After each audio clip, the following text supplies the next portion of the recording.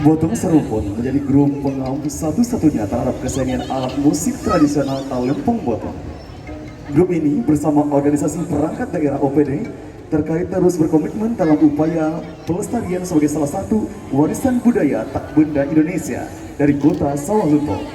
Bahkan setelah Talempong Botong ditetapkan WBTBI pada tahun 2023 yang lalu, grup Botong Seruput terus aktif dalam berbagai kegiatan berkenaan dengan pewarisan dan pelestarian Talempong Botong.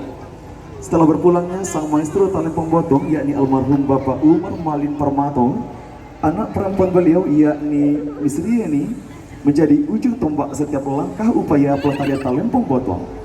Melalui grup Batang Sarumpun pimpinannya, Miss Rieni atau yang biasa dipanggil Uni Emi bersama dengan Dasman dan Niliston terus berkomitmen untuk tetap menjaga kelestarian kesenian alat musik tradisional Talempong Botong.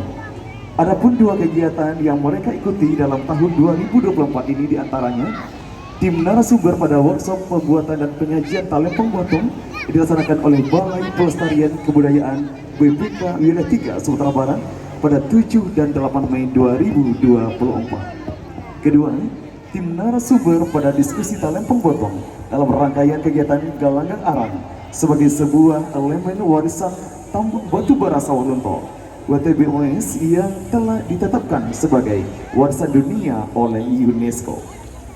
Hadirin yang berbahagia, sambutlah Botong Sarumpun dari Sawalunto.